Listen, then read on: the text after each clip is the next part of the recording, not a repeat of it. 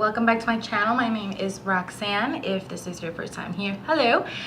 Today I want to talk about the books that I'm most thankful for. Obviously it's November and Thanksgiving is just around the corner, and so I have a lot of books here, much more than I thought, but yeah, I just want to talk a little bit about what each of them mean to me and why I'm so thankful to have read them and so thankful to have them in my life. I'm trying, stupid sun, I'm trying to get away from it. So yeah, here we go. These won't really be in any particular order, so let me just get right into it. The first one is Pride and Prejudice. I read this back in high school, and I thank my English teacher so much every time I read it because I love this book. It's so beautiful as a love story. It was one of the first classics that I loved and sort of made me feel like I was smart enough to read classics. And obviously this one is it's not dense or anything like that, but it started to build up my confidence so that I felt that I could read literature and classics and be able to understand it and get what the author was trying to tell us. So I love this. I mean, it's about people who are able to overcome their pride and their prejudices to focus on the love that they feel for each other, and I think that's beautiful. And I reread it every single year because it's one of my comfort reads. It's one of my go-to reads. It's like coming home every time I read it. When I'm really feeling down or upset, this is one of the books that I go to. And so yeah, I'm very thankful to have read Pride and Prejudice. These are all together, and it's more I'm thankful for Judy Blume. These especially, the Super Fudge and Fudge books, the Fudge books, I absolutely love them. These were some of the first books in English that I read. Actually, these were some of the first books that I read in general. I enjoyed them so much. They were funny and they were easy to read, and they built my confidence with regards to reading and to English, and with regards to English, and yeah, I just love them. Are You There, God? It's Me, Margaret. These were all amazing books that I loved to read in middle school. And so I will always be thankful to Judy Blume for giving us wonderful books, especially someone like me who read them to learn English and to feel like I could fit in. And these were such a comfort when I was scared to go to school, and so I thank her for that every day. Forever especially, this is one of those books that I really need to reread. I've only read it once, but I think it was the first time that I read about sex and about couples and about what a girl feels with regards to those things, and so I'm grateful for that she provided this despite all the BS she got for it. I don't know if I would feel differently about it now because I don't remember exactly the specifics of how she portrayed the girl, Catherine, how it's portrayed that she deals with it. So I don't remember exactly, but I just remember that this was the first time that I read about subjects like that. And so I'm thankful to Judy Blume for so many awesome books that she has written, and that really helped define my middle grade years. Son. Okay, whatever. Another book that I'm so thankful for is When I Was Puerto Rican by Esmeralda Santiago. This book helped me to understand my mom on a different level and understand where she came from and her life back in Puerto Rico. I mean, so many of the things that are described here, my mother also experienced, and so this book allowed me to understand all of the things that she would tell me on a deeper level. And so I love this book, and I'm so thankful that I was able to read it, and I'm so thankful that it exists, and I recommend it for anyone who's interested about what life as a Puerto Rican poor girl was in the mountains back in the day, and probably still many living there today would probably still relate to it. How to Murder a Millionaire by Nancy Martin. This is just symbolic of all of the types of little murder mysteries that are like that. These are my guilty pleasures. And this is the first book ever that got me into reading mysteries. Nancy Martin, I think the Blackbird Sisters mystery series is still going on. It's about blue blood family in Philadelphia, and I really enjoyed it, and I still really enjoy it. They're, like I said, they're my guilty pleasure, and I have so many of these different series. I go to the mystery section, and all of these tiny ones that are just like $7, I love to pick them up. And they're super long series, and so I enjoy getting to see what the characters are up to, what shenanigans they're up to. So this is my first book that helped me delve into the murder mystery and detective mysteries genre, and so I'm thankful for this book, and I'm thankful to Nancy Martin because now it's one of my favorite genres to read ever, and so thank you. This book, Two of a Kind Diaries. This is some of the Mary-Kate and Ashley books. I don't know if you guys read these when you were young. A lot of you probably did. This one is about them coming to Florida, I think, on a camp, on like a summer camp. The pages are literally just about to fall apart because I've had it for such a long time, and I read it so many times.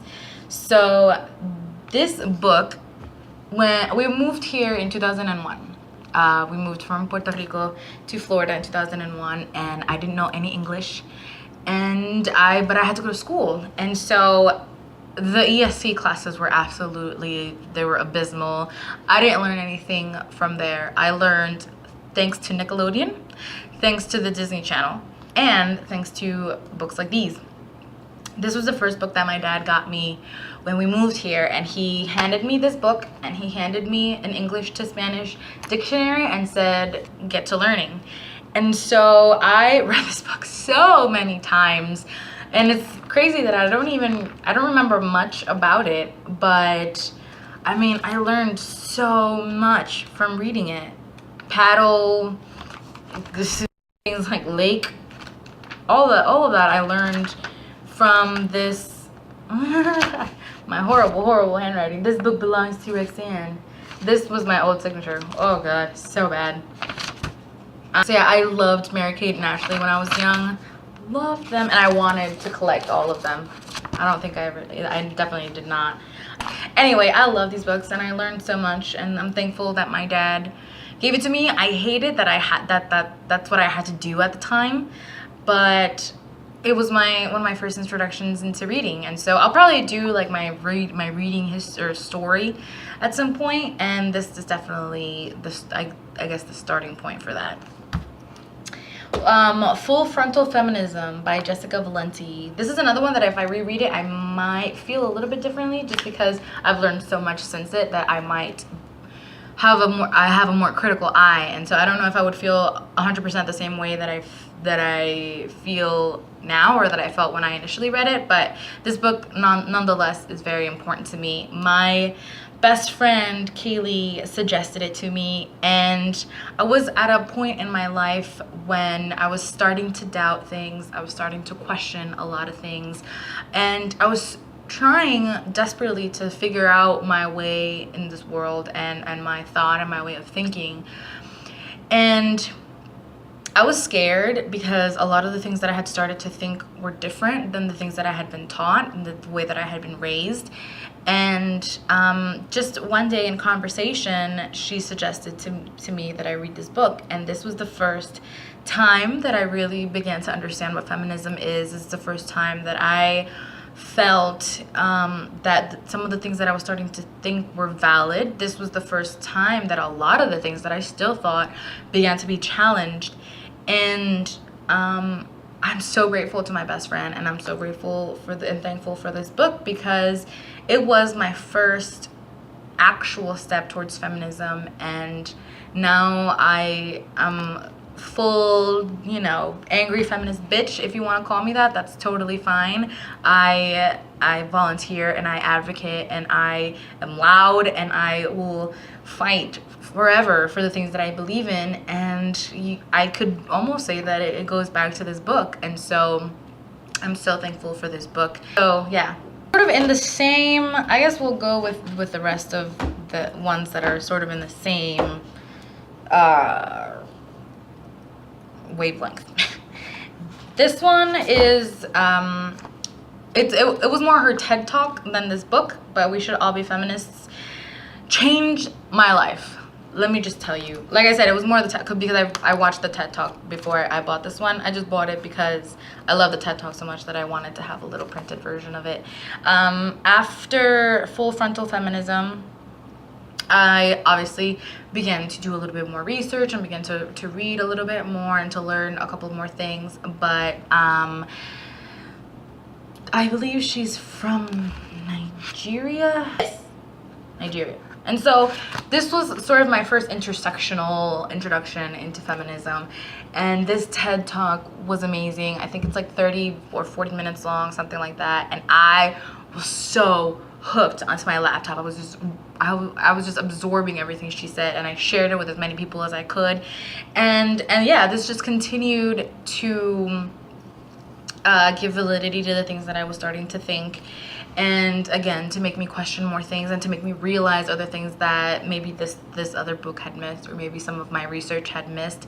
And so this was amazing, and I get so happy and excited when I see other people reading it or other people watching her TED Talk. And unfortunately, this is the only thing that I've read by her, but I want to read Americana. And I think she has like 2 or 3 more books that I really need to get to, and I will be making a very valiant effort to get to them next year because she is just amazing. I love her. Other feminist read. This one, I hate the cover, by the way. Whoever designed the cover is horrible. I mean, I like the cover, but I hate the material. My nail polish has gotten off all over it. Anyways, so Bad Feminist. These are essays by Roxane Gay. This was the first time that I sort of realized that it's okay to like things that are problematic, as long as you know they are problematic and as long as you know why they are problematic. It is okay to listen to things like rap music and reggaeton music that is not very respectful towards women, but you have to know that it's not, and know why you like it, and know that it's, you know, it's problematic. And so Bad Feminist is just her talking about things that she likes and enjoys and still thinks that would sort of classify her as a bad feminist, but that it doesn't negate the things that she does, and she can still be a feminist and she can still do so much good. And I loved this book. I thought it was powerful, and again, it was just another book that pushed me further along in my feminist journey, and I love it. I love it, and I definitely recommend it. Her other book, another one of her books that I adore, the Untamed State, I believe it's called.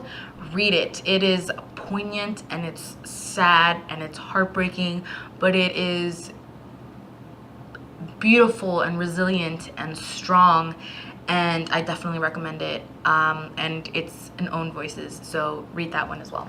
Milk and Honey by Rupi Kaur. This book just,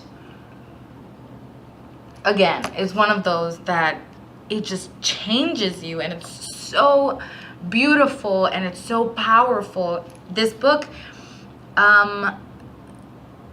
gave words to so many of the things that I think and that I felt. This book made me feel like I could approach poetry and understand it and love it and get it.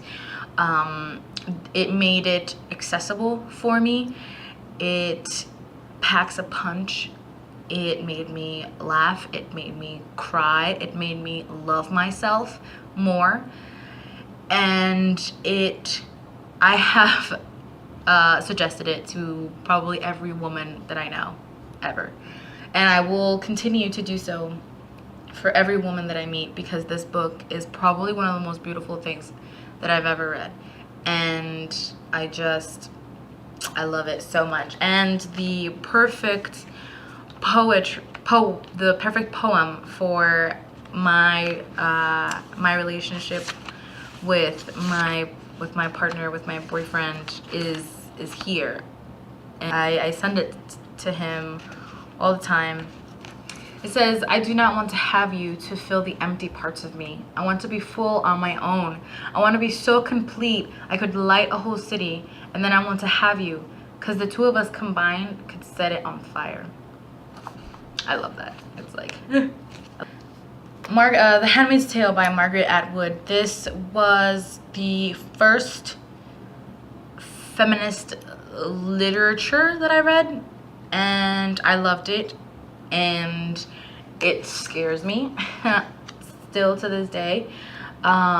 It completely gripped me in my imagination, and it scares me because I don't know, that I can't say with certainty that we would never end up here. So thankful for that, because what it does is it pushes me to continue to fight, to do as much good in this world as I possibly can, because I'm scared, and I feel like we should all be, and that should propel us to make as positive a change as we can in this world, and with the people that we know, and in the community that we live in, because I think that will create waves that will create other positive change. And so I thank this book for that a lot. Yeah, I recommend it. Again, another author whose other works I must get to. So 11 Minutes by Paulo Coelho is the first Paulo Coelho book that I read. He's a Brazilian author. This is about a young girl who is taken from Rio with promises of a modeling career, and is unfortunately thrown into a human trafficking world. And so the things that she finds out about herself and her body and sex and men and women completely blew my mind. And again, I might feel differently about this book now, so I don't know. This is another one that I need to reread. But this book is written beautifully, because Paulo Coelho writes absolutely beautifully. And so I do recommend this one. If anyone wants to do a buddy read with this book with me, please let me know, because I want to reread it and I want to see what my feelings on it would be now. But oh, and another thing, that's this book. I bought this book both in Spanish and in English, one for me and one for my mom. And it started a tradition with my mom where we would read his books together, and where I could talk to her about books, and where I could buy her books and she would tell me about them. And so I'm thankful mostly for that. And also just because the writing was beautiful. Aristotle and Dante Discover the Secrets of the Universe. It's unfortunate to say that this was the first book I actually remember reading that had gay male leading characters, and that it took me so long to get to that point where I could read those types of books. Not where I could read those types of books, but where it would propel me to make an active effort to read more of these books. So this was the first book that I read also that made me crave to see people like me in books. That's the first time that I opened my eyes and I was like, oh my God, I don't see myself in books. I don't see my culture in books. Why not? And this brought that front and center for me. This taught me so many things about love. It taught me so many things about how beautiful books can be, how amazing writing is, how beautiful my culture is, and how beautiful love is. It just reiterated that for me, and I'm so thankful for this book. He has a book coming out next year. I actually found out that this book is going to have a sequel, and so I'm very excited about that. And again, another author who I need to get to the rest of his books, because oh, and if you guys didn't know, the audiobook for this is narrated by Lin-Manuel Miranda, so check that out. Fangirl by Rainbow Rowell. The reason that I'm thankful for this book is because it got me back into reading when I had almost entirely abandoned it. I had gotten to a point where I had let life take me away from books and reading, and I was reading maybe one book a year. And it was sad, but I didn't realize how sad it was until I kept seeing this book everywhere. Because even though I had stopped reading, I would still go to bookstores because they made me happy and they made me feel safe and at home. And so I went to a bookstore. I went to many bookstores, and every time I would be in Target or whatever, I would see this book everywhere. And obviously I identify as a fangirl. I think most of us do, for something, fangirl about something. And one day I was just like, you know what? I keep seeing this book everywhere. I'm just gonna pick it up. I'm just gonna pick it up and I'm gonna read it. And I loved it. And it was it was quick, and it completely pulled me in, and it made me realize how much I missed that feeling of just being pulled into a story and absolutely loving a story. And it made me get back into reading, and it was the reason that I found BookTube, and now here I am. So I'm so thankful to this book and to Rainbow Rowell. Probably the most obvious one is Harry Potter and the Sorcerer's Stone. I'm thankful this book and this series and J.K. Rowling exists because it has gotten me through hard times. It has made happy times happier.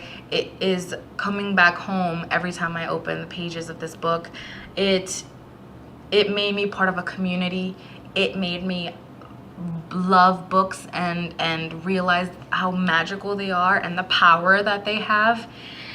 And I will never be able to say enough about how much these books mean to me, about how much I love these books, about how I want everybody to love these books as much as I love these books, and about how happy I am to still be part of this community and to still be able to talk about these books. And so probably most of all, these are the books that I'm most thankful for. And I think a lot of you would probably agree with me. And yeah, I'll never get tired of talking about these books. So yeah, those are the books that I am most thankful for. Please let me know if you agree with some of these, if some of these are some of the books that you are most thankful for. Please let me know what some of your books are that you are most thankful for, and why you're thankful for them. If you feel like sharing that with me, I would love to know. Thank you so much for watching. Have a wonderful Thanksgiving. I am thankful for all of you. And have a wonderful, wonderful day. Love you guys. Bye.